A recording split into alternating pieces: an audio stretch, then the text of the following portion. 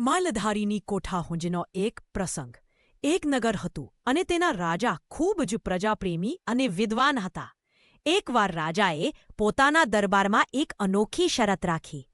તેમણે જાહેરાત કરી કે જે કોઈ મને એવી વાત કહેશે જે હું જાણતો ન હોઉં, તેને હું 550 ગ્રામનો સોનાનો પોપટ ઇનામ આપીશ. આ જાહેરાત સાંભળી દૂર દૂરથી અનેક વિદ્વાનો અને જ્ઞાનીઓ દરબારમાં આવવા લાગ્યા.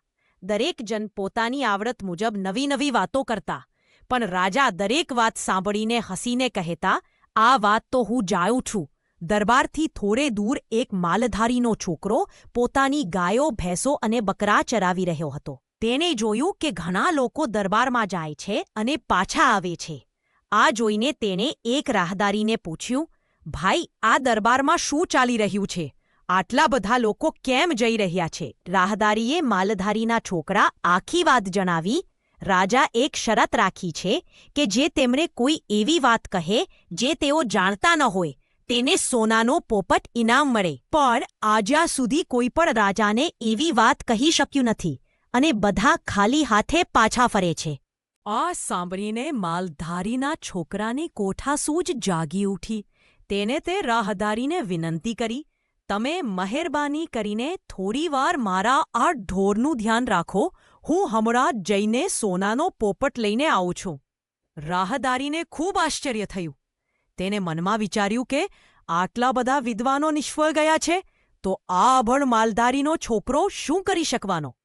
છતાં તેણે ઢોર ચરાવવાનું સ્વીકાર્યું અને માલધારીનો છોકરો દરબાર તરફ ચાલી નીકળ્યો.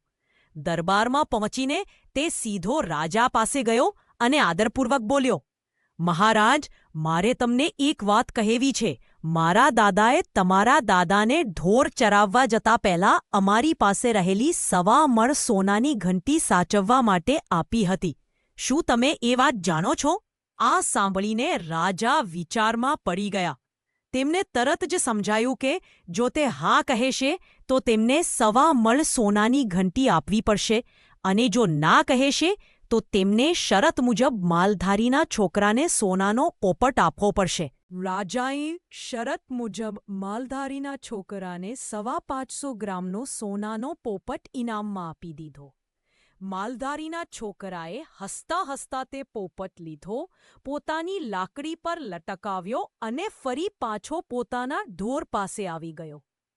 ખરેખર આ વાર્તા સાબિત કરે છે કે બુદ્ધિ અને સમજદારી ફક્ત પુસ્તકીય જ્ઞાનથી જ નથી આવતી. માલધારી અને તેમના વડીલોની કોઠાસૂઝ કેટલી અદ્ભુત હતી તે આ કિસ્સા પરથી સ્પષ્ટ થાય છે.